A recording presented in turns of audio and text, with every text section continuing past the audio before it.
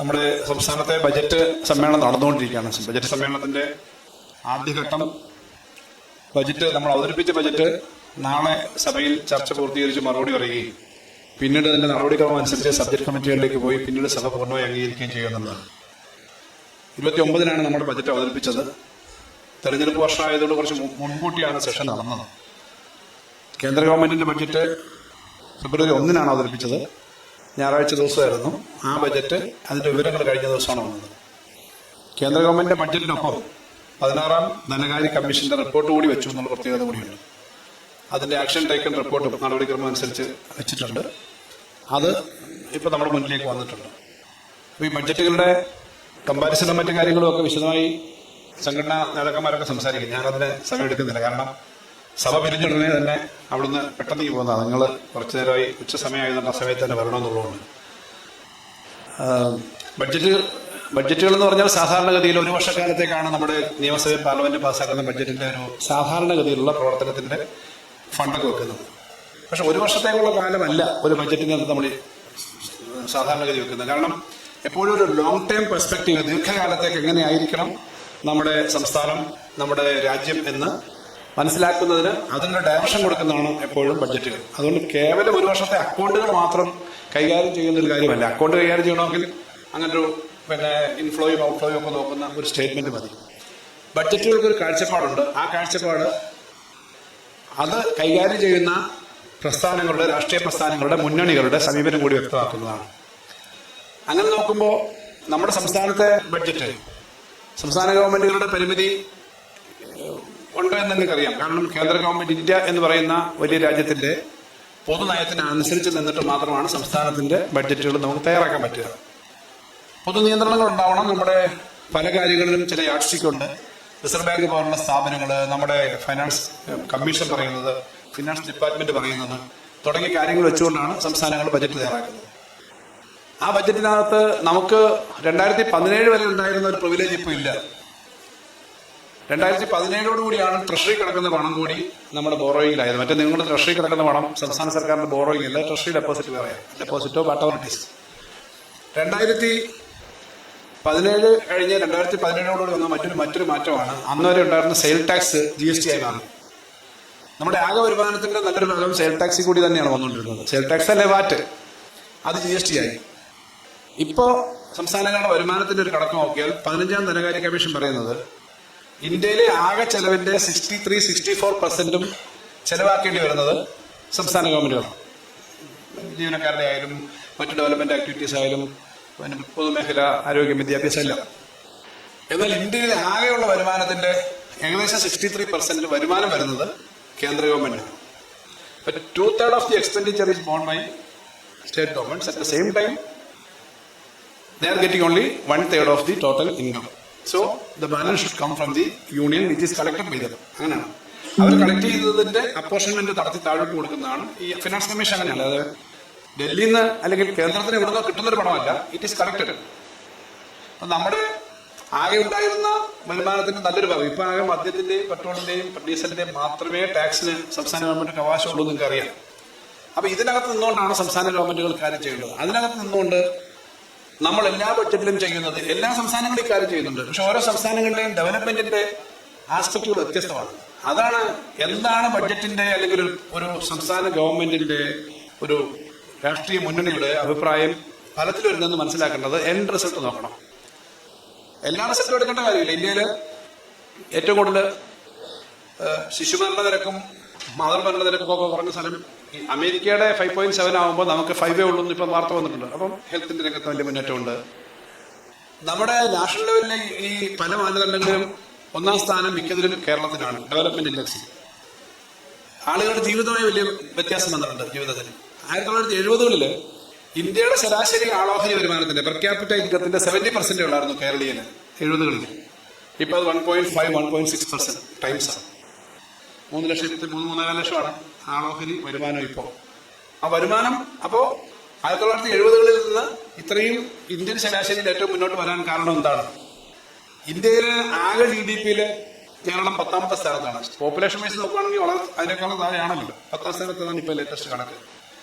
ഇന്ത്യയുടെ സാമ്പത്തിക കാര്യങ്ങൾ നോക്കുന്ന റിസർവ് ബാങ്കിന്റെ സ്റ്റേറ്റ് ഓഫ് സ്റ്റേറ്റ് ഫൈനാൻസസ് അനുസരിച്ചും CAG ഓഡിറ്റ് റിപ്പോർട്ട് അനുസരിച്ചും ഫിനാൻഷ്യൽ മാറ്റേഴ്സിൽ വളരെ ഇംപ്രൂവ് ചെയ്ത സംസ്ഥാനങ്ങളുടെ കൂട്ടത്തിൽ പോകുന്നുണ്ട്. നമ്മുടെ ആകെ ബോറോയിങ് കുറഞ്ഞിട്ടുണ്ട്, കൺട്രോൾ ചെയ്തു. കാരണം കോവിഡ് സമയത്തൊക്കെ ആകെയുള്ള നമ്മുടെ GSDPയുടെ നമ്മുടെ ആകെ വരുമാനത്തിന്റെ 38% വരെയായിരുന്നു നമ്മുടെ ടോട്ടൽ ബോറോയിങ്. അതിപ്പോൾ കുറഞ്ഞ് പിന്നെ 34 ഇന്ത്യ ഗവൺമെന്റ് ഇന്നലെ വന്ന കണക്കനുസരിച്ച് 54 ഒക്കെയാണ് ഇന്ത്യ ഗവൺമെന്റ്. അപ്പൊ കേരളത്തിന്റെ ഫിസിക്കൽ ആസ്പെക്ട്സിൽ കൺസോൾട്ടേഷൻ വന്നിട്ടുണ്ടെന്ന് യൂണിയൻ ഫിനാൻസ് മിനിസ്റ്റർ തന്നെ കേന്ദ്ര പാർലമെന്റിൽ പറഞ്ഞിട്ടുണ്ട്. ധനകാര്യ സ്ഥാപനങ്ങളിൽ റിസർവ് ബാങ്കും CAG പറഞ്ഞിട്ടുണ്ട്. CAG 10 വർഷത്തെ പിന്നെ ഡീക്കേഡൽ അനാലിസിസ് ഓഫ് സ്റ്റേറ്റ് ഫൈനാൻസസ് എന്ന റിപ്പോർട്ടിൽ ഇത് പറഞ്ഞിട്ടുണ്ട്. അപ്പൊ ഇത് നോക്കുന്നത് ഞാൻ പറഞ്ഞ ഇന്ത്യയിലെ എല്ലാ സ്റ്റേറ്റിലും ഉണ്ട്. ചില സ്റ്റേറ്റിന് നമ്മളെക്കാളും വരുമാനമുണ്ട്. പക്ഷെ ആളുകളുടെ പൊതുജീവിതം നോക്കുമ്പോൾ, പൊതുവിലൊരു സ്റ്റേറ്റ് എന്ന നിലയിൽ നോക്കുമ്പോൾ എഡ്യൂക്കേഷൻ, ഹെൽത്ത്, കൊച്ചു കുഞ്ഞുങ്ങൾ മുതൽ പ്രായമായവരെയുള്ള ജീവിതം എല്ലാ മേഖലയിലും നമുക്ക് ഇമ്പ്രൂവ് ചെയ്യാൻ പറ്റിയിട്ടുണ്ട്. ആ ഇമ്പ്രൂവ് ചെയ്യുന്നത് എന്തുകൊണ്ടാണ്? ഒരു പോളിസി അങ്ങനെ എടുക്കുന്നുണ്ടാണ്. ഒരാൾ പോലും പട്ടിണി കിടന്ന് മരിക്കുന്ന സ്ഥിതി വരരുത്, അതിദരിദ്രം ഉണ്ടാവരുത് എന്നുള്ള തീരുമാനം എടുത്താൽ അതിദരിദ്ര നിർമ്മാണത്തിന് പടം മാറ്റി വെക്കാൻ പറ്റും. അത് ചൈനയ്ക്ക് പുറത്ത് ഒരു രാജ്യം നടപ്പിലാക്കിയത്. ഇതൊക്കെ ഞാൻ ജനറൽ കാര്യങ്ങൾ പറഞ്ഞു. അപ്പൊ ഈ കാര്യങ്ങളുടെ തുടർച്ചയെന്ന നിലയിൽ തന്നെയാണ് നമ്മൾ ബഡ്ജറ്റിനെ സമീപിച്ചത്. ഇപ്പോഴും ആ ബഡ്ജറ്റിനകത്ത് എല്ലാ മേഖലയിലും 55 ലക്ഷം വീടുകൾ ലൈഫ് പദ്ധതി അനുസരിച്ച് കൊടുത്തു. ഹോസ്പിറ്റലുകളുടെയും 52 ലക്ഷം കുടുംബങ്ങൾക്കാണ് 5 ലക്ഷം രൂപ വരെ സൗജന്യമായ ചികിത്സ. എന്ന് പറഞ്ഞാൽ 1.5 കോടി ആളുകൾ വരും ചികിത്സ മാത്രം ആ കാരുണ്യ പദ്ധതി വരുന്നത്. ഇതുപോലെ സാമൂഹ്യക്ഷേമ പെൻഷൻ 62 ലക്ഷം പേർക്ക് 2000 രൂപ വെച്ച്. സാമൂഹ്യക്ഷേമ പെൻഷന് മാത്രം 14,500 കോടിയാണ് ഈ വർഷത്തെ ബഡ്ജറ്റ് മാറ്റിവെച്ചേക്കുന്നത്. ഈ കഴിഞ്ഞ 5 വർഷത്തിനിടയിൽ നമുക്കൊരു ചെറിയ ബുദ്ധിമുട്ട് വന്നു. 5 മാസക്കാലം പെൻഷൻ കണ്ടിന്യൂസ് കൊടുക്കാൻ പറ്റിയില്ല, സാമൂഹ്യക്ഷേമ പെൻഷൻ. പക്ഷെ അതുൾപ്പെടെ എല്ലാം കൊടുത്തു തീർത്തിട്ട് ഇപ്പൊ 50,000 കോടിയിലധികം ഈ 4.25 വർഷം കൊണ്ട് കൊടുത്തു തീർത്തു. എന്ന് പറഞ്ഞാൽ 5 വർഷം പൂർത്തീകരിക്കുമ്പോൾ 54,000 കോടി രൂപ സാമൂഹ്യക്ഷേമ പെൻഷൻ മാത്രം 5 വർഷം കൊണ്ട് കൊടുത്തിട്ടുള്ളതാണ്. ഈ 5 വർഷവും തൊട്ടുമുമ്പത്തെ 5 വർഷം കൊണ്ട് എടുത്താൽ 90,000 കോടിയാണ്. ഒന്നാം പിണറായി സർക്കാരിന്റെ സമയത്ത് 34,000 കോടിയാണ് കൊടുത്തത്, പഴയ 18 മാസത്തെ കുടിശ്ശിക സഹിതം. കാരണം പിന്നീട് റേറ്റ് വർദ്ധിച്ചുകൊണ്ടാണ് ഈ സമയത്ത് ഖജനാവി പൂച്ച പെറ്റ് കിടക്കുകയാണ് എന്നൊക്കെ ഇങ്ങനെ പ്രസംഗിക്കുമ്പോൾ 54,000 കോടി രൂപ ഈ പെൻഷൻ മാത്രം, സാമൂഹ്യക്ഷേമ പെൻഷൻ മാത്രം കൊടുത്തു എന്നുള്ളത് പൂച്ച പെറ്റ് കിടക്കുന്നത്, ആ പൂച്ച പെറുന്നത് പണമല്ല എന്നൊക്കെ അറിയാമല്ലോ. അപ്പം അതുള്ളത് കൊണ്ടാണ് കൊടുത്തത്. അത് മാത്രമല്ല, ഇപ്പൊ നമ്മള് 35 വയസ്സിനും 60 വയസ്സിനും ഇടയ്ക്കുള്ളവർക്ക് പെങ്ക് കാർഡ്, യെല്ലോ കാർഡ് ഉള്ളവർക്ക് 1000 രൂപ വെച്ച് മുഖ്യമന്ത്രിയുടെ സ്ത്രീ സുരക്ഷാ പദ്ധതി വരും. അതിന് 3,700-4,000 കോടി വരും. അത് മാറ്റി വെച്ചിട്ടുണ്ട്. കുട്ടികൾക്കുള്ള കണക്ട് 400 കോടിയാണത്. 1,000 രൂപ വെച്ച് ഒരു വർഷത്തേക്ക് 18 വയസ്സ് കഴിഞ്ഞ് +2, ITI, പോളിടെക്നിക്ക് ഇങ്ങനെ കഴിഞ്ഞ കുട്ടികൾക്കും മറ്റു ജോലിയിലേക്കും തയ്യാറെടുക്കാൻ വേണ്ടി കൊടുക്കുന്നതാണ്. ഈ കാര്യങ്ങൾ എല്ലാം കൃത്യമായി കൊടുക്കാൻ പറ്റും എന്ന് തെളിയിക്കുന്നതാണ്. കഴിഞ്ഞ നവംബർ മാസത്തിലാണ് ഈ 2,000 രൂപയ്ക്ക് വർദ്ധിപ്പിച്ചത്. തെരഞ്ഞെടുപ്പ് സമയത്താണ് വർദ്ധിപ്പിച്ചെങ്കിൽ നിങ്ങളോട് പറയുന്ന പോലെ ശമ്പളമൊക്കെ ഇപ്പം പരിഷ്കരിച്ച കൊടുക്കുമോ എന്ന് പറയുന്നത് പോലല്ല, കൊടുക്കും എന്ന ഉറപ്പ് തന്നെയാണ്. അതുകൊണ്ടാണ് ഈ പറഞ്ഞ 6 മാസം കൊടുത്തത്. ഇങ്ങനെ ഓരോ മേഖല ചെയ്തു. അതിനകത്ത് വലിയ പണച്ചെലവുള്ളതും ചെലവില്ലാത്തതുകൊണ്ട്, വലിയ ചെലവില്ലാത്തതുകൊണ്ട്. പണമില്ലാത്തതും ചെലവാണ്. സ്കൂൾ കുട്ടികൾക്ക് 47 ലക്ഷം പേരാണുള്ളത്. 47 ലക്ഷം പേർക്ക് അവർക്കൊരു ഇൻഷുറൻസ്, അപകടം, അത്യാവശ്യ ചികിത്സ, അങ്ങനൊരു സ്കീമാണ്. 47 ലക്ഷം പേർക്കുള്ള കാര്യം അത് നമ്മുടെ ഇൻഷുറൻസ് വകുപ്പ് തന്നെയാണ്. നമ്മുടെ സംസ്ഥാന സ്റ്റേറ്റ് ഇൻഷുറൻസ് ആണ് നോക്കി അതിപ്പോൾ ഇൻട്രൊഡ്യൂസ് ചെയ്യണം. ഈ വർഷം തന്നെ ഇൻട്രൊഡ്യൂസ് ചെയ്യണമെന്ന് വിചാരിച്ചേക്കുന്നത്. ബഡ്ജറ്റിൽ പറഞ്ഞെങ്കിൽ ഈ വർഷം തന്നെ അത് ഇൻട്രൊഡ്യൂസ് ചെയ്യും. 47 ലക്ഷം കുട്ടികൾക്ക് ഇങ്ങനെ ഇൻഷുറൻസ് ഉള്ള പരിപാടി ഇന്ത്യയിൽ എവിടെ ഉണ്ടാവില്ല എന്നുള്ളതിന് യാതൊരു തർക്കമില്ല. എല്ലാ വീടുകളിലെ അമ്മമാർക്കും അച്ഛന്മാർക്കും അതൊരു അങ്ങനത്തെ പ്രശ്നം വരുന്നവർക്ക് അതിന്റെ ബുദ്ധിമുട്ടുകൾ പലത് അറിയാം. അങ്ങനൊരു പ്രൊട്ടക്ഷനാണ്. ഇപ്പൊ നമ്മൾ ആദ്യമായിട്ടാണ് വഴി ആക്സിഡന്റ് ഉണ്ടാകുന്നവർക്ക് ആദ്യത്തെ ഗോൾഡൻ അവേഴ്സിന് സഹായം. ഗോൾഡൻ അവേഴ്സ് 48 മണിക്കൂറാണ്. പലപ്പോഴും വണ്ടി ഇടിച്ചിട്ട് പോയി കഴിഞ്ഞാൽ ആരാണെന്ന് അറിയാതെ പലപ്പോഴും എടുത്ത് ആശുപത്രി കൊണ്ടുവരില്ല. ആശുപത്രിക്കാർ ചികിത്സിക്കത്തില്ല. കാരണം ചികിത്സിക്കണമെങ്കിൽ വലിയ ചിലവുള്ളതാണ്, തൊടൂല്ല. ആ ജീവൻ നഷ്ടപ്പെടാൻ പാടില്ല എന്നുള്ള ഒരു സ്കീം നമ്മളിപ്പോൾ നടപ്പിലാക്കി. അത് എല്ലാവരെയും ബാധിക്കുന്ന, എല്ലാവരുടെയും ഒരു പ്രൊട്ടക്ഷനാണ്. ഇങ്ങനെയുള്ള പല കാര്യങ്ങൾ. അതുപോലെ തന്നെ തൊഴിലുറപ്പ് പദ്ധതി കേന്ദ്ര ഗവൺമെന്റ് ഇത് വെട്ടിക്കുറയ്ക്കാൻ പോവുകയാണെന്ന് നമ്മൾ നേരത്തെ പറഞ്ഞുകൊണ്ടിരുന്നപ്പം വേണ്ടത്ര വിശ്വസിച്ചില്ല. അവർ പറഞ്ഞു 60-40 ആക്കും, 125 ദിവസം ജോലി തരുമെന്നൊക്കെ പറഞ്ഞു. എന്ത് കാര്യം ഉണ്ടെങ്കിലും നന്നായി പ്രചരിപ്പിക്കാൻ BJPക്ക് മിടുക്കുള്ളതുകൊണ്ട് നല്ല കാര്യമാണത് പ്രചരിപ്പിച്ചത്. കേന്ദ്ര ഗവൺമെന്റ് ബഡ്ജറ്റ് വന്നപ്പോൾ ഇത് നമ്മൾ മുൻകൂട്ടി കണ്ടിരുന്നു. ഇതിനകത്ത് ഈ പണം കുറഞ്ഞാൽ നമുക്ക് ആകെ പരിഹരിക്കാൻ പറ്റില്ല. ഗ്രാമപ്രദേശങ്ങളിലെ സാധാരണ സ്ത്രീകളാണ്. 9 കോടി തൊഴിൽ ദിനങ്ങളാണ് കഴിഞ്ഞ പ്രാവശ്യം കൊടുത്തത്. നമുക്കെല്ലാം കൊടുക്കാനൊന്നും പറ്റില്ല. മൊത്തം 100% ഗവൺമെന്റ് തന്നോണ്ടിരുന്ന സ്കീമാണ്. നമ്മൾ നല്ലൊരു 1000 കോടി രൂപ അതിന് മാറ്റിവെച്ചു. ഏറ്റവും ഇപ്രാവശ്യത്തെ ബഡ്ജറ്റിൽ ഏറ്റവും പ്രധാനപ്പെട്ട കാര്യം എന്താണെന്ന് നമ്മൾ ചോദിച്ചാൽ പറയും തൊഴിലുറപ്പ് പദ്ധതിക്ക് 1000 കോടി മാറ്റിവെച്ചത്. 1000 കോടി എന്ന് പറഞ്ഞാൽ 3-4-5 ഡിപ്പാർട്ട്മെന്റിന്റെ ആകെ ഉള്ള ചെലവിനേക്കാളും വലിയ തുകയാണ്.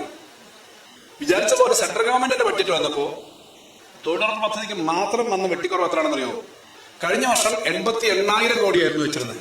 കഴിഞ്ഞ വർഷം കഴിഞ്ഞ വർഷമൊക്കെ കൂട്ടുന്നതില്ല. 88,000. ഈ വർഷം എത്രയാണെന്ന് അറിയോ? 30,000 കോടി. എത്ര കുറവ്? 58,000 കോടി തൊഴിലുറപ്പ് പദ്ധതിയിൽ മാത്രം കേന്ദ്ര ഗവൺമെന്റ് വെട്ടിക്കുറച്ചിരിക്കുക. ഹെൽത്ത്, എഡ്യൂക്കേഷൻ, അഗ്രികൾച്ചർ, വളം സബ്സിഡി, ഇലക്ട്രിസിറ്റി എല്ലാത്തിലും കുറച്ചിട്ടുണ്ട് കേന്ദ്ര ഗവൺമെന്റ്. അതാണ് അവരുടെ നയം. അപ്പൊ നമ്മൾ തൊഴിലുറപ്പ് പദ്ധതി വെച്ചു. സാധാരണ പല മേഖല ഇറക്കിയിട്ടുണ്ട്. ഹരിതകർമ്മസേന അവർക്ക് ഗ്രൂപ്പ് ഇൻഷുറൻസ്, ഓട്ടോറിക്ഷ മേഖലയിൽ അവർ 4-5 ലക്ഷം ആളുകളുണ്ട്. അവർക്ക് ഈ ഗ്രൂപ്പ് ഇൻഷുറൻസ് പോലുള്ള പദ്ധതികൾ വേണം. ഓട്ടോറിക്ഷ നമുക്ക് ഗ്രീൻ എനർജിയിലേക്ക് പോകുന്നതിന് വേണ്ടിയിട്ട് ഓട്ടോറിക്ഷ കൺവേർട്ട് ചെയ്യുന്നതിന് 40,000 രൂപ ഇലക്ട്രിക് ഓട്ടോറിക്ഷയ്ക്ക് വേണ്ടിയിട്ട് കൊടുക്കുന്ന പദ്ധതി. ഓട്ടോറിക്ഷ സ്റ്റാൻഡുകൾ പലപ്പോഴും ബേസിക് സൗകര്യങ്ങൾ ഉണ്ടാവില്ല. അതിന് പറ്റുന്ന സ്ഥലങ്ങളിൽ നോക്കിയിട്ട് മാതൃക ഓട്ടോറിക്ഷ സ്റ്റാൻഡ്. അതൊരു മെസ്സേജാണ്. കാരണം ഇവരെല്ലാം ജോലി എടുക്കുന്നവരാണ്. അതുപോലെയാണ് ഈ നമ്മുടെ ഗിഗ് തൊഴിലാളികൾ. നിങ്ങൾ വിളിച്ചു കഴിഞ്ഞാൽ 10 മിനിറ്റിനകത്ത് 15 മിനിറ്റിനകത്ത് ഫുഡ് കൊടുത്തരും. മറ്റു സാധനങ്ങൾ ഡെലിവറി ചെയ്യും. സ്വിഗ്ഗി, സൊമാറ്റോ, മറ്റു സാധനങ്ങളെല്ലാം ഉണ്ട്. അവർ നിൽക്കുന്നത് കണ്ടുണ്ടോ? വഴുതികളെ ഇങ്ങനെ വെയിറ്റ് ചെയ്യണം. അവർക്ക് ഇരിക്കാനും നിൽക്കാനും വെള്ളം കുടിക്കാനും ഒന്ന് ടോയ്ലറ്റിൽ പോകാനും സൗകര്യമില്ല. പുരുഷന്മാർ മാത്രമല്ല, ഇപ്പൊ സ്ത്രീകളും ധാരാളമായിട്ട് ഇറങ്ങത്തുള്ളൂ. അതിനുള്ള സൗകര്യങ്ങൾ ചെയ്യാൻ വേണ്ടി ഗിഗ് തൊഴിലാളികൾക്ക് ഉള്ള സൗകര്യത്തിന് വേണ്ടി പ്രാവശ്യം ചെയ്തു. അതുപോലെ ഇപ്പം പൊതുമേഖല നമ്മുടെ മെഡിസപ്പ് 2 ഇപ്പം നടപ്പിലാക്കി തുടങ്ങി. അതിന്റെ ഔദ്യോഗികമായ ലോഞ്ച് വെക്കണം എന്നുള്ളതാണ്. അതിനകത്ത് കുറച്ചുകൂടെ മാറ്റം വന്നു. 5 ലക്ഷം രൂപ വരെയായി. നമ്മളിപ്പം GST മേടിക്കുന്നില്ല. ഒരു അഡ്വാൻസ് തുടങ്ങി കുറച്ച് കിട്ടുമെന്ന് വെച്ചിട്ടാണ് കളക്ട് ചെയ്യാതെ നമ്മൾ മുന്നോട്ട് പോകുന്നത്. ആശുപത്രികളുടെ എണ്ണം കൂട്ടണം. അതുപോലെ ആശുപത്രി എല്ലാം കൂടി എടുക്കണം. ഹാർട്ടിന് എടുക്കും, ബ്രെയിൻ അസുഖം എടുക്കില്ലെന്നാണല്ലോ ഇപ്പോഴത്തെ പ്രശ്നം. അതൊക്കെ പരിഹരിക്കുന്ന തരത്തിലേക്കാണ് ഇപ്പൊ ചെയ്തേക്കുന്നത്. ഏറ്റവും നല്ലൊരു എന്നോട് ചോദിച്ചാൽ മന്ത്രി എന്ന നിലയിൽ ഏറ്റവും കൂടുതൽ നല്ല പദ്ധതി ഏതാണെന്ന് ചോദിച്ചാൽ ഏറ്റവും നല്ല പദ്ധതികളൊന്നും നമ്മൾ നടപ്പിലാക്കിയത്. സുപ്രീം കോടതി വരെ ഫൈറ്റ് ചെയ്തിട്ടാണ് കഴിഞ്ഞ പ്രാവശ്യം ആ പദ്ധതി നടപ്പിലാക്കിയത്. ഏത് നടപ്പിലാക്കിയാലും അതിനകത്ത് കുറ്റം കാണുന്നവരുണ്ടാവും. പക്ഷെ അങ്ങനത്തെ പദ്ധതി 100 വയസ്സ് കഴിഞ്ഞാലും 20 വയസ്സായാലും ഒരേപോലെ ഇത് ചേരാം. രക്തം പരിശോധിച്ചിട്ടും നിങ്ങളുടെ അസുഖം നോക്കിയിട്ടല്ല ചേർക്കുന്നത്. ഏത് അസുഖത്തിലും ചേരാം. പ്രൈവറ്റിലാണെങ്കിൽ 50,000 60,000 ചേർന്നാൽ പലപ്പോഴും 50-55 വയസ്സ് കഴിഞ്ഞാൽ ചേരാം. അപ്പം മെഡിസപ്പ്, ഈ മെഡിസപ്പ് പോലെ ഉള്ള പദ്ധതിയും കാരുണ്യ പദ്ധതിയും കഴിഞ്ഞാൽ ഇതിനിടയ്ക്കുള്ളവർക്ക് അല്ലാതുള്ളവർക്ക് ഒരു പദ്ധതി വേണം. അവർ പൈസ അടയ്ക്കണം, ചെറിയ പൈസ അടയ്ക്കുന്നതായിരിക്കും. അങ്ങനെ ചില പദ്ധതികളും ഇൻഷുറൻസ് ഒക്കെ ഇത് പറഞ്ഞിട്ടുണ്ട്. അപ്പൊ ഈ കാര്യങ്ങളൊക്കെ പറഞ്ഞു. ഇതൊക്കെ വെറുതെ പറയുന്ന ഒരു കാര്യമായിട്ട് നമുക്ക് കാണാൻ പറ്റില്ല. ബഡ്ജറ്റിനെ സംബന്ധിച്ച് ബഡ്ജറ്റ് നടപ്പിലാക്കാനുള്ളതാണ്. ഇതിനൊപ്പമാണ് സർക്കാർ ജീവനക്കാരുടെ മേഖലയിൽ, നിങ്ങളുടെ മേഖലയിൽ വരുന്ന പ്രശ്നം. അതിനകത്ത് വലിയ ആശങ്ക കുറെ കാലമായിട്ട് പറഞ്ഞിട്ടുണ്ട്. കോടതിയിൽ ഈ DA അവകാശമില്ല എന്ന് പറഞ്ഞു എന്നൊക്കെ പറഞ്ഞ് വലിയ വിവാദമാണ്. ഓരോന്നും വരുമ്പോഴും അതിൻ്റെതായ പ്രശ്നം നിങ്ങളുടെ ഭാഗത്തുനിന്ന് വരും, പത്രങ്ങളുടെ ഭാഗത്തുനിന്ന് വരും, എല്ലാ പ്രശ്നവും ഇങ്ങോട്ടും വരും. അപ്പൊ ഞാൻ പറഞ്ഞു, പത്രസമ്മേളനം നടത്തി അന്ന് തന്നെ പറഞ്ഞു, ഞങ്ങളുടെ സമീപനം ഇതെല്ലാം കൊടുക്കേണ്ടതാണെന്നുള്ളത്. നേരത്തെ ഇതൊക്കെ കൊടുക്കാതെ ഇരുന്ന ആളുകളുണ്ട് നാട്ടിൽ. പക്ഷെ അതൊരു കോടതി നിശ്ചയിക്കേണ്ടതല്ല. അതിപ്പോഴും നമ്മുടെ സ്റ്റാൻഡ് തന്നെ. കോടതി നിശ്ചയിക്കാൻ പറ്റിയ കോടതിക്ക് ഡേറ്റയുടെ അഡ്മിനിസ്ട്രേഷൻ പറ്റുമോ? പെട്ടി പണം ഉണ്ടെങ്കിലേ കൊടുക്കാൻ പറ്റും. ഇന്നെല്ലാം കൊടുത്തോളൂ പറഞ്ഞാൽ എല്ലാം കൂടെ പാസ് ചെയ്യും. അങ്ങനല്ല, അതനുസരിച്ചാണ് കൊടുക്കുക. 1-ാം പിണറായി സർക്കാരിന്റെ സമയത്ത് ശമ്പള പരിഷ്കരണം വന്നപ്പോൾ അന്നത്തെ പ്രതിപക്ഷ നേതാവ് പറഞ്ഞെന്താ? അന്നത്തെ UDF സംഘടനാ നേതാക്കന്മാർ പറഞ്ഞെന്താ? ഞങ്ങൾ അധികാരത്തിൽ വരുമ്പോൾ നടക്കാതിരിക്കാൻ വേണ്ടി പൊളിക്കാൻ വേണ്ടിയിട്ടാണ് നോട്ടീസ് അടിച്ചിറക്കിയില്ലേ? നിങ്ങൾക്ക് ഓർമ്മയുണ്ടല്ലോ. വെട്ടിക്കുറയ്ക്കുമെന്നും പറഞ്ഞു, നോട്ടീസ് അടിച്ചു. ഞങ്ങൾ വരുമ്പം അധികാരത്തിൽ വരുമ്പോൾ ഞങ്ങളെ കുഴപ്പത്തിലാക്കാനാണെന്ന് പറഞ്ഞിട്ടാണ് അന്ന് പറഞ്ഞത്. അപ്പൊ നമ്മൾ പറഞ്ഞു, അല്ല, നിങ്ങൾ കുഴപ്പത്തിലാവണ്ട, ജനങ്ങൾക്ക് ഞങ്ങളുടെ വിശ്വാസമുണ്ട്, വിശ്വാസമുണ്ട്, അവർ ഞങ്ങളെ ഏൽപ്പിക്കും, ഞങ്ങൾ ഒരുപാട് ഇതൊക്കെ നടപ്പിലാക്കും എന്നാണല്ലോ പറഞ്ഞത്. വല്ല സംശയമുണ്ടോ? രണ്ടാമത് ഇടതുപക്ഷ ജനാധിപത്യ മുന്നണി സർക്കാർ വന്നില്ലായിരുന്നെങ്കിൽ ഇത് കിട്ടുമായിരുന്നോ? സംശയമുണ്ടോ? എനിക്കറിഞ്ഞൂടാ. എന്തായാലും ഞാനൊരു കാര്യം പറയാം. ആദ്യത്തെ 3 വർഷം അനങ്ങാൻ പറ്റാത്ത സാമ്പത്തിക സ്ഥിതിയിലായിരുന്നു. കാരണം 30,000 കോടി രൂപയാണ് അധികമായിട്ട് ഈ ഏകദേശം ബാക്കി വന്നത്. ഇതെല്ലാം കൂടി 30,000 കോടി. 1-ാം പിണറായി സർക്കാരിന്റെ അവസാനത്തെ വർഷം അവസാനത്തിന്റെ തൊട്ടുമുമ്പ് വർഷം 1,17,000 കോടിയായിരുന്നു ആകെ ചെലവ്. കോവിഡ് സമയമാണ്. ലാസ്റ്റ് വർഷം അന്ന് 1 ഇയർ ഫിനാൻസ് കമ്മീഷൻ ഉണ്ടായിരുന്നു. അതുകൊണ്ട് അന്ന് 15,000 കോടി പ്രത്യേകം കിട്ടിയായിരുന്നു. 1,30,000-32,000 കോടിയായിരുന്നു ലാസ്റ്റ് വർഷം 1-ാം പിണറായി സർക്കാരിന്റെ ചെലവ്. ആകെ ആ 5 വർഷത്തെ ശരാശരി എടുത്താൽ 1,15,000 കോടിയാണ് ഓൺ ആവറേജ്. നമ്മൾ വന്നു ആദ്യത്തെ വർഷം ചില 1,62,000 കോടിയാണ്.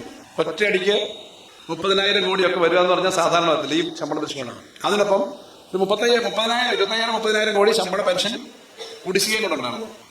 ഇപ്പൊ എല്ലാം കിട്ടിയെന്നാണ് ധാരണ അല്ലേ? ആ കുടിശ്ശികയൊക്കെ PF-ലും ഒക്കെ എവിടെ അതിനകത്ത് വന്ന് അത് കൊടുത്തു തീർക്കുന്ന ഒരു വലിയ ജോലിയാണ്. പെൻഷന്റെ മൊത്തം നേരത്തെ കൊടുത്തു തീർക്കും. DR കൊടുത്തു തീർത്തു, DA അതിന്റെ കാര്യങ്ങൾ മൊത്തം ചെയ്യുക. അപ്പൊ ഈ 30,000, 60,000 കോടിയുടെ അഡീഷണൽ ബർഡൻ വന്നു എന്നുള്ളത് ഒന്ന് മെൻഷൻ ചെയ്തതിനെ കൂടിയാണ്. ഇത് കൊടുത്തു തീർത്തല്ലോ നേരത്തെ പറഞ്ഞത്. ഞങ്ങൾ ഒന്ന് കുറയ്ക്കും, ഞങ്ങളെ കുഴപ്പത്തിലാക്കണം, നമ്മൾ കൊടുത്തു തീർക്കും എന്ന് പറഞ്ഞു. അവിടെ നിന്നാണ് പുതിയ ഈ വർഷം തുടങ്ങുമ്പോൾ DA ഞാൻ എപ്പോഴും പറഞ്ഞൊരു കാര്യമുണ്ട്, നമുക്ക് ആകെ ഈ സർക്കാരിന് ഔട്ട്സ്റ്റാൻഡിംഗ് ആയിട്ടുള്ളത് കുറച്ച് DA DR ഉണ്ട്. ഇല്ലെന്ന് ഞാൻ പറഞ്ഞിട്ടില്ല, പറഞ്ഞു ഒരു സമയത്തും പറഞ്ഞിട്ടില്ല. ചില യൂണിയന്റെ ഇതുപോലെ ജീവനക്കാരുടെ പരിപാടി ഞാൻ വന്നുള്ളൂ, അത് കൊടുത്തു തീർക്കും. പക്ഷെ അതൊരു ബാധ്യത, ബാക്കി എല്ലാം കൊടുത്തു. ഒന്നും ഞാൻ പറഞ്ഞില്ല, സാമ്പത്തികമായി ഇത്രയും കൺസോൾട്ടേറ്റ് ചെയ്യുന്ന കേന്ദ്രത്തിൽ നിന്നുള്ള പണം വലിയ തോതി കുറച്ചു. കണക്കുകൾ ഞാൻ പറഞ്ഞില്ല. നമുക്ക് ശരാശരി 50,000 കോടി രൂപ ഒരു വർഷം കുറഞ്ഞിട്ടുണ്ട് ശരാശരി. ഫിനാൻസ് കമ്മീഷന്റെ ആദ്യ വർഷം 19,000 കോടിയാണ് കിട്ടിയത്. രണ്ടാം വർഷം RD ഗ്രാന്റ്, രണ്ടാം വർഷം 13,000, മൂന്നാം വർഷം 4,000. കഴിഞ്ഞ സർക്കാരിന്റെ ലാസ്റ്റ് വർഷം 15,000 FD ഗ്രാന്റ് കിട്ടി. ഒരു വർഷം GST വന്നതിന് ശേഷം 12,000 കോടി ശരാശരി നമുക്ക് ഒരു വർഷം GST കോമ്പൻസേഷൻ കിട്ടുമായിരുന്നു. അങ്ങനെയൊക്കെ കിട്ടിക്കൊണ്ടിരുന്നതൊക്കെ പോയി. ആ പോയിട്ടും നമ്മൾ 3 വർഷം ഇതെല്ലാം കൊടുത്തു കഴിഞ്ഞാൽ 4-ാം വർഷം നമ്മുടെ എക്സ്പെൻഡിച്ചർ 1,73,000 കോടിയായി. ഈ വർഷം കംപ്ലീറ്റ് ചെയ്യുമ്പോൾ അത് 1,95,000 കോടിയാവും. 2 ലക്ഷം കോടി ആവുമെന്നാണ് ഉദ്ദേശിച്ചത്. കാരണം 6,000 കോടി രൂപ തൊട്ട് ലാസ്റ്റ് 3 മാസം കൊണ്ട് അവർ കട്ട് ചെയ്തു. അതിന്റെ ഒരു കാരണം ഇലക്ഷൻ ഇയർ ആയതുകൊണ്ട് BJP ഗവൺമെന്റ് ഒന്ന് നമ്മൾ ഈ പറഞ്ഞ കാര്യങ്ങളൊക്കെ കൊടുക്കുന്ന എങ്ങനെയാണെന്ന് നോക്കാൻ വേണ്ടി. അപ്പൊ അത്രയും ചെയ്ത് മുന്നോട്ട് പോകണം. അവിടെ നമ്മൾ എപ്പോഴും പറഞ്ഞിട്ടുണ്ട്, ഞങ്ങൾക്ക് ശമ്പള പരിഷ്കരണ സംബന്ധിച്ച കാഴ്ചപ്പാടുണ്ട്, ആ കാഴ്ചപ്പാടനുസരിച്ച് തന്നെ മുന്നോട്ട് പോകും. അത് ചെയ്യും എന്നുള്ളത് ചെയ്യാൻ പറ്റും എന്നുള്ള ഉറപ്പാക്കിക്കൊണ്ട് തന്നെയാണ് ഇപ്പോൾ ആദ്യം നമ്മൾ എനിക്കൊന്നു 3-ാം വർഷമാണ് 5% കൊടുത്തത്. ഈ വർഷം കറണ്ട് ഇയറിൽ ഇനിയൊരു DA കൂടെ കൊടുക്കും. 13% ഈ വർഷം DA ആവും. 13% ഈ വർഷം കൊടുക്കും, കുറച്ച് കൊടുത്തു. ഇനി അവസാനം ഒരു 3% അല്ലേ വരാൻ പറ്റി. ഇപ്പൊ നമ്മൾ പറഞ്ഞിരിക്കുന്നത് മാർച്ച് ആദ്യം 13% ഒറ്റയടിക്ക്. 13% നല്ല ശരാശരി കണക്കൊക്കെ 3,000 ഏറ്റവും താഴെ 3,000 4,000 തൊട്ട് ഒരു 25,000 രൂപ വരെ ഒരാൾക്ക് കിട്ടുന്നതാണ് ഈ ഒരു വർഷത്തെ DA വർധന. നിങ്ങൾക്ക് എല്ലാവരും സർവീസ് മേഖലയിലുള്ളവരായിട്ട് ആ കണക്ക് നിങ്ങൾക്ക് അറിയാം. അപ്പൊ ഇനിയും ഏകദേശം അത്രയും കൊടുക്കാനുണ്ട്. അടുത്ത വർഷം അത് കൊടുക്കും എന്ന് പറഞ്ഞു. അപ്പൊ ചില സാങ്കേതിക സംശയങ്ങൾ പറഞ്ഞു. ഒരു പ്രമുഖ പത്രം മനോരമ തന്നെ പറഞ്ഞു, ശമ്പള കമ്മീഷൻ പ്രഖ്യാപിച്ചാൽ പിന്നെ ഇതെല്ലാം കൊടുക്കാൻ പറ്റുമോ? ഞാൻ പറഞ്ഞു, ശമ്പള കമ്മീഷൻ പ്രഖ്യാപിച്ചാൽ എന്തായാലും ശമ്പള കമ്മീഷൻ നമ്മൾ പ്രഖ്യാപിച്ചു. ശമ്പള കമ്മീഷൻ എത്രയും പെട്ടെന്ന് റിപ്പോർട്ട് തരണമെന്നാണ് നമ്മുടെ കാഴ്ചപ്പാട്. അതനുസരിച്ച് സ്റ്റെപ്പ് എടുക്കും. അത് അടിയന്തരമായിട്ട് അതിന്റെ കാര്യം വരും. പക്ഷെ എന്താ അതിന്റെ സ്റ്റെപ്പ് എടുക്കും, അത് അതിന്റെ നടപടിക്രമം ഉണ്ട്. ആ സ്റ്റെപ്പ് എടുക്കും. പക്ഷെ എന്തായാലും ഈ DA കൊടുക്കും എന്ന് പറഞ്ഞത് ഈ ഏപ്രിൽ മാസം മൊത്തം കൊടുക്കുന്ന തരത്തിൽ തന്നെയാണ് അതിന് കാര്യങ്ങൾ വെച്ചേക്കുന്നത്. അത് വെറുതെ പറഞ്ഞിട്ട് പോകുന്നതല്ല. ബഡ്ജറ്റ് ഇന്ന് രാവിലെ ഞാൻ 1 മണിക്കൂറോളം വീണ്ടും ബഡ്ജറ്റ് ഡോക്യുമെന്റും അതിന്റെ അക്കൗണ്ട് എല്ലാം പരിശോധിച്ചിട്ടാണ്. അതുകൊണ്ട് UDF-ന്റെ ആ ബഹള സമയത്ത് അത് നേരിട്ട് കാണാനുള്ള സമയം എനിക്ക് കിട്ടിയില്ല. ഞാൻ ഇന്നലെ സെൻട്രൽ ഗവൺമെന്റിൽ വന്നപ്പോൾ RD ഗ്രാന്റിന്റെ ഒക്കെ ചില പ്രശ്നം വന്നിട്ടുണ്ട്. അപ്പൊ എങ്ങനെ നടക്കുന്നുള്ളത് നോക്കണമല്ലോ. കണക്ക് പറഞ്ഞിട്ട് പോകാനല്ലോ. നമ്മൾ ഇതിനായിട്ട് പണം മാറ്റി വെച്ചിട്ടുണ്ട്. ഇപ്രാവശ്യത്തെ ബഡ്ജറ്റ് ഡീറ്റെയിൽസ് നിങ്ങൾ നോക്കിയാൽ 95,000-96,000 കോടി രൂപ സാലറി ആൻഡ് പെൻഷൻ കെട്ടി വെച്ചിട്ടുണ്ട്. അതിനകത്ത് ഈ പണം അതൊക്കെ വെച്ചിട്ടല്ല, അത് വെറുതെ അല്ല, ഇത് കണക്ക് വെച്ചിട്ടല്ലേ പറ്റുള്ളൂ. എന്ന് മാത്രമല്ല, നമ്മൾ ഒരു കാര്യം കൂടി പറഞ്ഞു, ഈ കുടിശ്ശികയുണ്ട്, ഈ നിൽക്കുന്ന കുടിശ്ശിക അത് ഗഡുക്കളായിട്ട് തന്നെ ആണ് നേരത്തെ തരേണ്ടത്. അതിനുള്ള ഒരു ഭാഗം തരാനുള്ള പണവും മാറ്റി വെച്ചിട്ടുണ്ട് എന്നുള്ളത് ഞാൻ വീണ്ടും ഇവിടെ പറയുകയാണ്. അത് വെച്ചിട്ട് തന്നെയാണ്. ഇനി ഇത് കൊടുക്കാൻ പറ്റുമോ എന്നുള്ളതിന്റെ കാര്യങ്ങളാണ് വീണ്ടും ഞാൻ നോക്കി. കാരണം കേന്ദ്ര ഗവൺമെന്റിന്റെ അടുത്ത് നമ്മൾ 2 കാര്യങ്ങൾ പറഞ്ഞിരുന്നു. ഒന്ന്, നമുക്ക് സ്വാഭാവികമായിട്ട് വരുന്ന നമ്മുടെ പെർസെന്റേജ് ഓഫ് ഡിവിസിബിൾ പൂൾ, ഞാനെല്ലാ കണക്കുകൾ ആവർത്തിക്കുന്നില്ല. നമുക്ക് 10ാം ധനകാര്യ കമ്മീഷന്റെ സമയത്ത് നമുക്ക് 3.82 ആയിരുന്നു നമ്മുടെ പെർസെന്റേജ്. എന്ന് പറഞ്ഞാൽ 100 രൂപ ഇന്ത്യ താഴോട്ട് കൊടുക്കുമ്പോൾ അത് 3 രൂപ 82 നമുക്ക് കിട്ടിയിരുന്നു. 15ാം ധനകാര്യ കമ്മീഷന്റെ സമയത്തായപ്പോഴേക്കും അത് 1 രൂപ 92 പൈസയായി, നേരെ പകുതിയായി. തൊട്ടുമ്പത്തെ ധനകാര്യ കമ്മീഷന് മുമ്പിൽ അത് 2.5 ആയിരുന്നു. അതിന്റെ മുമ്പ് 3% ആയിരുന്നു. അപ്പൊ ഇത് വർദ്ധിപ്പിക്കണമെന്ന് നമ്മൾ പറഞ്ഞിരുന്നു. 2 RD grant, revenue deficit grant തരണം. ഈ 2 കാര്യങ്ങളും പറഞ്ഞിരുന്നു. പക്ഷെ ഇപ്രാവശ്യം നമുക്ക് ഈ പെർസെന്റേജ് ചെറിയൊരു വർധന വന്നു. എന്ന് പറഞ്ഞാൽ 2.38 ആയി. അപ്പം നേരത്തെ 3.8 വരെ ഉണ്ടായിരുന്നു. അത് കുറഞ്ഞു വന്നാണ് ഏറ്റവും കുറവെന്ന് 2.38 ആയി. ചെറിയൊരു വർധനയുണ്ട്. പക്ഷെ റവന്യൂ ഡെഫിസിറ്റ് ഗ്രാന്റ് കഴിഞ്ഞ തവണ ആദ്യത്തെ ഒരു വർഷം ഇന്ററിം റിപ്പോർട്ടും പിന്നീടുള്ള 5 വർഷത്തെ 15ാം ധനകാര്യ കമ്മീഷനോട് ചേർന്ന് കിട്ടിയത് 53,000 കോടിയാണ്. ഇപ്പൊ 0. ഇന്ത്യയിലെ ഒരു സംസ്ഥാനത്തിന് പിന്നെ RD ഗ്രാന്റ് കൊടുക്കുന്നില്ല. പക്ഷെ അതിനകത്തൊരു കാര്യമുണ്ട്. കേന്ദ്ര ഗവൺമെന്റ് റിപ്പോർട്ട് അംഗീകരിച്ചപ്പോൾ ഇനിമേൽ RD ഗ്രാന്റ് കൊടുക്കണ്ട എന്ന് കേന്ദ്ര ഗവൺമെന്റ് പറഞ്ഞു. അതിനെ സംബന്ധിച്ച് ഒരു റെക്കമെൻഡേഷൻ അക്സെപ്റ്റ് ചെയ്തെന്നല്ല എഴുതിയേക്കുന്നത്, നോട്ടടെന്ന് എഴുതിയിട്ടുള്ളൂ. കാരണം ഇനിയും ചിലപ്പോൾ ആലോചിക്കാം. കാരണം RD ഗ്രാന്റ് കൊടുത്തില്ല എല്ലാ സ്റ്റേറ്റിലും പ്രശ്നമാണ്. അങ്ങനെ ഉണ്ടെങ്കിലും ഇത് നടത്തിക്കൊണ്ട് പോകുന്നുള്ളതാണല്ലോ പിന്നത്തെ കാര്യം. ഞാൻ വളരെ ആത്മാർത്ഥമായിട്ട് പറഞ്ഞു, അത് നടത്തിക്കൊണ്ട് പോകാൻ പറ്റും. നേരത്തെ പറഞ്ഞ എല്ലാ കാര്യവും നടത്തിയിട്ടുണ്ട്. ഇപ്പോഴും LDF ഗവൺമെന്റിന് വേണ്ടി ഞാൻ പറയുന്നു, നടത്തിക്കൊണ്ട് പോകാൻ പറ്റുന്ന കാര്യമേ നമ്മൾ പറഞ്ഞിട്ടുണ്ടെങ്കിൽ അത് നടത്താൻ പറ്റും. വെറുതെ പറയുന്നതല്ല. നിങ്ങൾക്ക് ഞാൻ കുറച്ച് പിടിച്ച് ഇറവാക്കുന്ന ആളാന്നൊക്കെയുള്ള അഭിപ്രായമുള്ളവരാന്നൊക്കെ എനിക്കറിയാം. അതെല്ലാം അത് വെറുതെ അങ്ങ് പറഞ്ഞ് നടക്കാൻ പറ്റാത്ത കാര്യം ചെയ്യുന്നതല്ല വേണ്ടത്, നടത്തുന്നതാണ് ഏറ്റവും പ്രധാനപ്പെട്ട കാര്യം. ആ നടത്തുന്ന പറഞ്ഞാൽ ഓരോ ഘട്ടം കഴിഞ്ഞു വന്നപ്പോൾ അത് ചെയ്തിട്ടുണ്ടല്ലോ. കാരണം ഗവൺമെന്റിനെ കൃത്യമായി നടത്തിക്കൊണ്ട് പോകാൻ പറ്റുന്ന തരത്തിൽ തന്നെയാണ് ഈ കാര്യങ്ങൾ ചെയ്തിട്ടുള്ളത്. അത് ചെയ്യാൻ പറ്റുന്ന തരത്തിൽ തന്നെയുണ്ട്. അതുകൊണ്ടാണ് ഞാൻ പറഞ്ഞത്. അത് ഇതൊക്കെ പറയുന്നത് ഏത് സമയത്തും നമ്മൾ പറയുന്ന കാര്യം ഒരു വാക്ക് പറഞ്ഞാൽ അത് വെറുതെ അല്ല, നാളെയും ആളുകൾ ചോദിക്കും. അത് നടത്താൻ പറ്റുന്ന തരത്തിലുള്ള കാര്യങ്ങളെ പറഞ്ഞിട്ടുള്ളൂ. ഏത് ധനകാര്യ കമ്മീഷൻ വരുമ്പോഴും 10-30% നമ്മുടെ വരുമാനം വർദ്ധിക്കും. കഴിഞ്ഞ 10 ധനകാര്യ കമ്മീഷൻ എടുത്ത് നോക്കുമ്പോൾ അങ്ങനെയാണ്.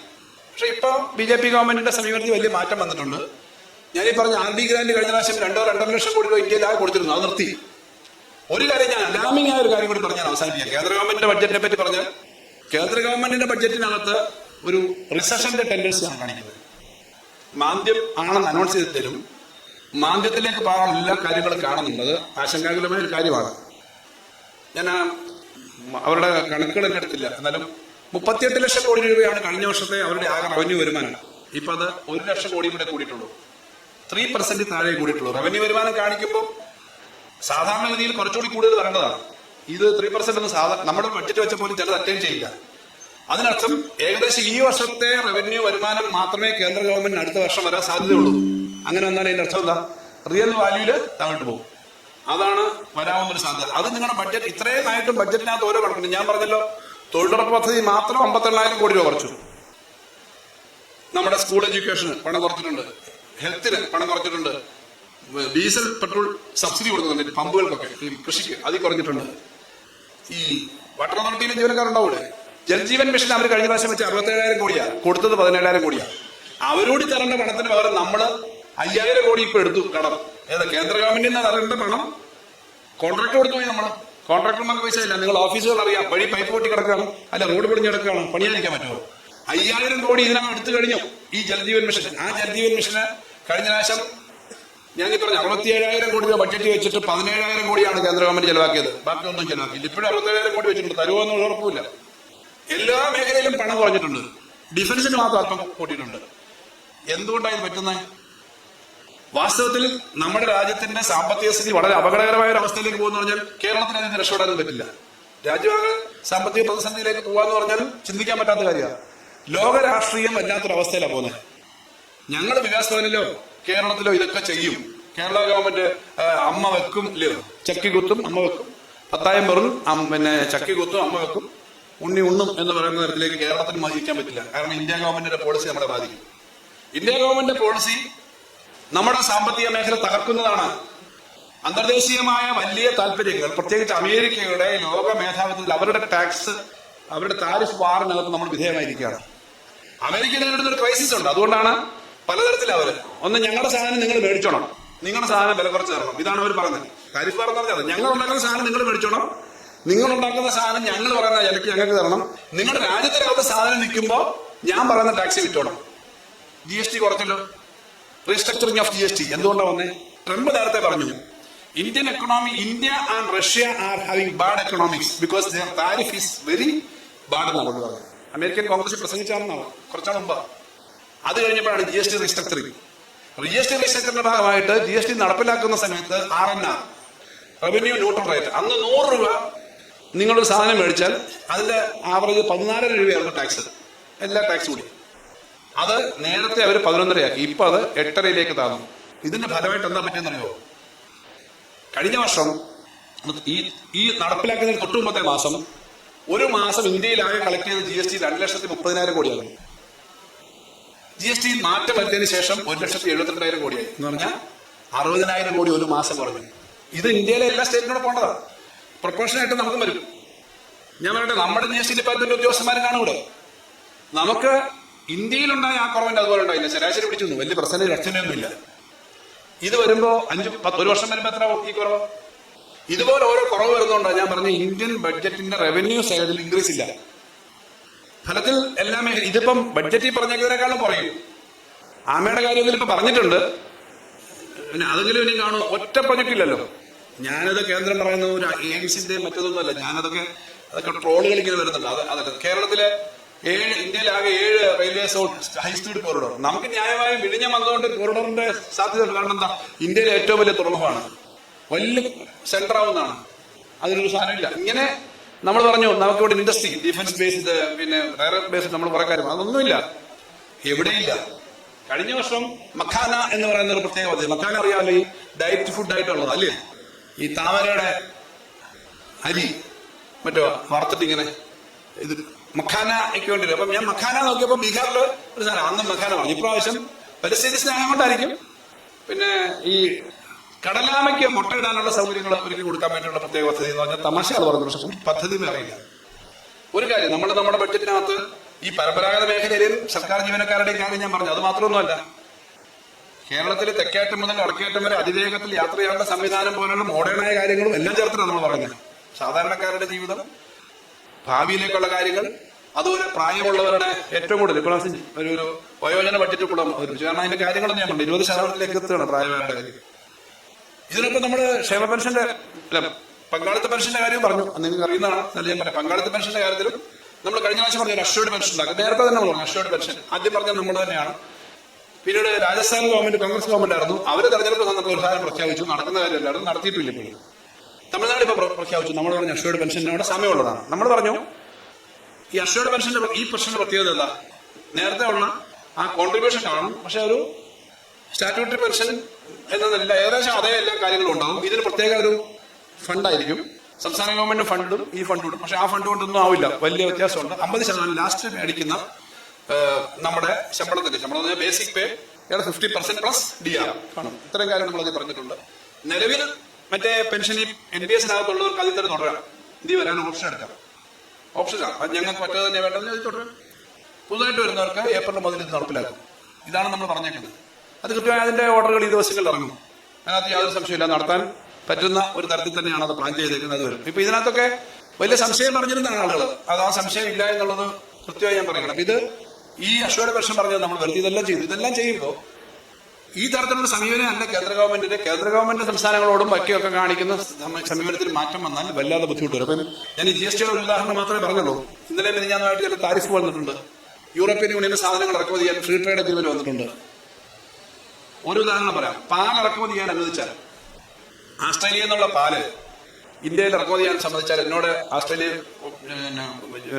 താമസിക്കുന്ന അവിടെ ഒരു ജോലി ചെയ്യുന്ന ഇതുപോലെ ഇൻഡസ്ട്രിയിൽ ജോലി ചെയ്യുന്ന ആൾ പറഞ്ഞു, ഞങ്ങൾക്ക് പാൽ ഇറക്കുമതി ചെയ്യാൻ സാറേ ഞങ്ങൾക്ക് അനുവാദം തന്നാൽ 1 ലിറ്റർ 26 രൂപയ്ക്ക് ഇറക്കാം. ഇപ്പൊ 28 30 1 ലിറ്റർ പാൽ ഇവിടെ 30 രൂപയ്ക്ക് ഇറങ്ങിയാൽ നിങ്ങൾ ആലോചിച്ചേ. നമ്മുടെ നാട്ടിൽ 10 ലക്ഷം ആണെങ്കിൽ പശുവിനെ വളർത്തി ജീവിക്കുന്നുണ്ട്. 2 പശുവിനെ കൊണ്ട് ജീവിച്ചാൽ കട്ടിച്ച് ജീവിക്കാം. നമ്മുടെ ഫാമിംഗ് വേണ്ടി പ്രത്യേകിച്ച് പാൽമേഖല എല്ലാ മേഖലയും ബാധിക്കും. ഇപ്പൊ ഇന്ന് ട്രംപ് പറഞ്ഞിട്ടുണ്ട് I'm happy so I'm reducing the tax to 18%. അല്ലേ, വായിച്ചോളൂ. ട്രംപിന് സന്തോഷം ഉണ്ടാക്കുക എന്നുള്ളതാണ്. നിങ്ങൾക്കും എനിക്കും നമ്മുടെ നാട്ടുകാർക്കും സന്തോഷം ഉണ്ടാക്കുക എന്നുള്ളതല്ല മോഡി ഗവൺമെന്റിനെ നയിക്കുന്നത്. ട്രംപ് സന്തോഷിച്ചാൽ എല്ലാവരും സന്തോഷിക്കുന്നതാണ്. ഇത് വരാൻ പോകുന്ന ഇപ്പോഴത്തെ തെരഞ്ഞെടുപ്പിന്റെ രാഷ്ട്രീയമാണ്. ഒരു കാര്യം ഞാൻ പറയാം, ഇടതുപക്ഷ ജനാധിപത്യ മുന്നണിക്ക് ലെഫ്റ്റിന് ഒരു പൊളിറ്റിക്സ് ഉണ്ട്. അത് ഈ സംഗതികളെല്ലാം നിൽക്കണമെന്നാണ്. സർക്കാർ ജീവനക്കാര് പറയുന്ന അവരുടെ കാര്യം വേണം, സാധാരണ തൊഴിലാളികളുടെ കാര്യം വേണം, പരമ്പരാഗത മേഖലയിലെ കാര്യം വേണം, കുട്ടികൾ മുതൽ പ്രായമുള്ളവരെ എല്ലാവരെയും പരിഗണിക്കുന്ന ഒരു നയമാണ്. ആ നയത്തിനെതിരെ അതിശക്തമായ ക്യാമ്പയിനാണ് നടക്കുന്നത്. ഇപ്പൊ നടക്കുന്ന ക്യാമ്പയിൻ കഴിഞ്ഞ 2 ദിവസമായി ദൗർഭാഗ്യകരമായ കാര്യം പറയട്ടെ, സാധാരണ ബഡ്ജറ്റിനകത്ത് ചർച്ച ചെയ്യാതിരിക്കില്ല പ്രതിപക്ഷം. 2 ദിവസമായിട്ട് ചർച്ച പങ്കെടുക്കുന്നില്ല. ചർച്ച ചെയ്താൽ ഈ കാര്യം ഞാൻ ഈ പറഞ്ഞ കാര്യങ്ങൾ വിത്ത് എവിഡൻസ് ആണല്ലോ, with accounts, evidence, facts and figures. ഞാൻ പറഞ്ഞു, പ്രതിപക്ഷ നേതാവ് പറഞ്ഞു ഒരു ധവളപത്രം ഇറക്കണം, അന്ന് തന്നെ പത്രസമ്മേളനം നടത്തി പറഞ്ഞു. ഞാൻ പറഞ്ഞു ധവളപത്രം എന്ന് പറഞ്ഞാൽ സാധാരണ അങ്ങനെ ഡേറ്റ ഇല്ലാത്തപ്പോൾ നമ്മൾ തയ്യാറാക്കുന്ന ഒരു കാര്യമാണ്. ഞാൻ ഈ കാര്യത്തിന് ധവളപത്രത്തിന്റെ കാര്യമില്ല, with all data and details budget ആണല്ലോ അസംബ്ലി ചർച്ച ചെയ്യുന്നത്. ആ കണക്ക് എന്ത് കാര്യമുണ്ടെങ്കിലും തർക്കം പറയാമല്ലോ. കാരണം ഇത് തയ്യാറാക്കുന്നത് വകുപ്പ് ഉദ്യോഗസ്ഥന്മാർ, ഓരോ വകുപ്പിനെയും കാര്യങ്ങളും കണക്കം വെച്ചിട്ടാണ് നമ്മൾ വെക്കുന്നത്. നമുക്ക് ടാക്സ് റവന്യൂവിനകത്തും നോൺ ടാക്സ് റവന്യൂവിനകത്തും ഉണ്ടാവുന്ന വരുമാനം കഴിഞ്ഞ വർഷം വരെയുള്ളത് CNDG ഓഡിറ്റ് ചെയ്ത അക്കൗണ്ട്, വരാൻ പോകുന്നതിനകത്ത് വന്ന കാര്യങ്ങൾ ഇതെല്ലാം ചേർത്താ പറയുന്നത്. കഴിഞ്ഞ വർഷം ഞാൻ പറഞ്ഞു 2 ട്രില്യൺ ആയിരിക്കും ബഡ്ജറ്റ്. അപ്പൊ അന്ന് പ്രതിപക്ഷ ഉപനേതാവ് പറഞ്ഞു 2 ട്രില്യൺ ഒന്നുമല്ല, ചുമ്മാ വലിയ തുക പറയാം, ഇതൊന്നും വരാൻ പോകുന്നില്ല, നിങ്ങൾക്ക് 1,70,000 പോലും വരാൻ പോകുന്നില്ല. ഇപ്പോൾ എന്താ കണക്ക് വന്നപ്പോൾ 1,95,000 വന്നു. 6,000 കോടി കേന്ദ്ര ഗവൺമെന്റ് കട്ട് ചെയ്തില്ലായിരുന്നു, അതോടെ വന്ന ഈ 2 ലക്ഷം കഴിഞ്ഞാൽ. അപ്പൊ ഈ കണക്ക് വെച്ചിട്ടാണ് ബഡ്ജറ്റ് വരുന്നത്. ആ ബഡ്ജറ്റ് എന്തുകൊണ്ടാണ് നിയമസഭയിൽ ചർച്ച ചെയ്യാൻ അവർ കൂടാതെ? തെറ്റായ കാര്യങ്ങൾ പ്രചരിപ്പിക്കണം. തെറ്റായ കാര്യങ്ങൾ എന്ന് പറഞ്ഞാൽ ഇപ്പോ ശബരിമലയിലെ വിഷയം, SIT, ഇങ്ങനെയൊക്കെയുള്ള കാര്യങ്ങൾ, അതുപോലെ ഇല്ലാത്ത PMശ്രീയും മറ്റു കാര്യങ്ങളും കേന്ദ്ര ഗവൺമെന്റുമായിട്ട് ഇടതുപക്ഷം കോംപ്രമൈസ് ചെയ്യുന്നത്. കേന്ദ്ര ഗവൺമെന്റുമായിട്ട് കോംപ്രമൈസ് ചെയ്യുന്നത് ഇടതുപക്ഷം അല്ലാന്ന് ആർക്കാ സംശയം? ഇടതുപക്ഷം കാര്യത്തിലൊന്നും കോംപ്രമൈസ് ചെയ്യുന്നില്ല. മാത്രമല്ല ഒരു കാര്യത്തിനകത്തും അന്വേഷണത്തിന്റെ കാര്യത്തിൽ ആവശ്യമില്ല നടപടിയില്ല. നിങ്ങൾക്ക് നല്ലതുപോലെ കേരളത്തിലെ ആൾക്കറിയാം. പക്ഷേ തെറ്റായ പ്രചരണം നടത്താൻ ശ്രമിക്കുക. ഇപ്പൊ മുഖ്യമന്ത്രിയുടെയും മന്ത്രിമാരും MLA-മാരും MP-മാരും പങ്കെടുത്ത് തിരുവനന്തപുരത്ത് കേന്ദ്ര ഗവൺമെന്റ് കട്ട് ചെയ്യുന്ന പണത്തിനെതിരെ സമരം നടത്തിയല്ലോ. നിങ്ങൾ ആശങ്കപ്പെട്ടില്ലേ ജനുവരി മാസം ഫെബ്രുവരി മാസം ശമ്പളം കിട്ടുമെന്ന്? ഇപ്പോഴും ആശങ്ക മാറിയിട്ടുണ്ടോ? വലിയ സ്ട്രഗിൾ ചെയ്തിട്ടാണ് നമ്മൾ, അതുകൊണ്ടാണ് സമരം നടത്തിയത്. എന്തെങ്കിലും ഒരു പിന്തുണ വരുന്നോ? സുപ്രീം കോടതിയിൽ പോയി ഇന്ത്യ ഗവൺമെന്റിന്റെ നിലപാടിനെതിരെ കേസ് പറയാൻ തന്റെ ഇടം കാണിച്ച ഒരേ ഒരു സംസ്ഥാന ഗവൺമെന്റ് പിണറായി വിജയൻ ഗവൺമെന്റ്. ആ ഗവൺമെന്റ് മോഡിയോട് കോംപ്രമൈസ് ചെയ്താണോ നിൽക്കുന്നത്? ബഡ്ജറ്റിൽ ആദ്യം പറഞ്ഞു മതമല്ല പ്രശ്നം, എരിയുന്ന വയറിലെ തീയാണ് പ്രശ്നം എന്നുള്ളതാണ് ഞങ്ങളുടെ സമീപനം. അത് എല്ലാ മതങ്ങളെയും വിശ്വാസികളെയും സംരക്ഷിക്കുന്ന സ്ഥലം ഇത്. എല്ലാ മതവും വിശ്വാസവും ഒക്കെ മനുഷ്യന്റെ വ്യക്തിപരമായ കാര്യമാണ്. മതത്തിൽ അമ്പലത്തിൽ പോകാനും പള്ളിയിൽ പോകാനും പ്രാർത്ഥിക്കാനും പ്രാർത്ഥിക്കാതിരിക്കാനും ഇഷ്ടമുള്ള ഭക്ഷണം കഴിക്കാനും വഴി നടക്കാനും ഒക്കെയുള്ള അവകാശം ഉണ്ടാവണമെങ്കിൽ ഇന്ത്യയിലെ മറ്റ് സംസ്ഥാനങ്ങളുടെ സ്ഥിതി നിങ്ങൾക്കറിയാം. ആ സംസ്ഥാനങ്ങളുടെ സ്ഥിതിയല്ല കേരളത്തിന് പരമ്പരാഗതമായ ഒരു പശ്ചാത്തലമുണ്ട്. ആ പശ്ചാത്തലം കൊണ്ട് അങ്ങനെ ഉണ്ടായിട്ടുള്ളത് നിങ്ങൾക്കറിയാമല്ലോ. കൂടെ വർക്ക് ചെയ്യുന്ന ആളുകളോട് ചോദിച്ചാൽ മതി. മറ്റ് സംസ്ഥാനങ്ങളിൽ മറ്റ് രാജ്യങ്ങളിൽ ആ ഒരു സ്ഥിതി കേരളത്തിലില്ല. കേരളത്തിൽ ഇടതുപക്ഷം ശക്തിപ്പെട്ടതുകൊണ്ട് കൂടുതൽ നന്നായി എന്നുള്ളത് മാത്രമല്ല, പരമ്പരാഗതമായി കേരളത്തിൽ അങ്ങനെ ചരിത്രമുണ്ട്. ജനാധിപത്യത്തിന് ആ മൂല്യമുണ്ട്. രാജാക്കന്മാരെ തെരഞ്ഞെടുക്കുന്ന സ്വഭാവം ഉണ്ടായിരുന്ന ഒരു ചരിത്രമുള്ളതാണ് കേരളം. ഇവിടെ വാമനനും മഹാബലിയും നമ്മൾ ആരാധിക്കുന്നതാണ്. മഹാബലിക്ക് ക്ഷേത്രമുണ്ട്, ദുര്യോധന ക്ഷേത്രമുണ്ട്, വ്യത്യസ്തമായുണ്ട്. തെയ്യം പോലെയുള്ള കലാരൂപങ്ങളുണ്ട്, പിന്നെ വിശ്വാസങ്ങളുണ്ട്. എല്ലാ തരത്തിലും. ഇപ്പൊ അയ്യപ്പനും വാവരും വേറൊരു സ്ഥലത്ത് ചിന്തിക്കാൻ പറ്റുമോ? അയ്യപ്പനും വാവരും എന്നുള്ളത് ചിന്തിക്കാൻ പറ്റുമോ? എത്ര വർഗീയത ഇളക്കാൻ ശ്രമിച്ചാലും കേരളത്തിലെ പൂർവികരുടെ കാര്യമാണ്.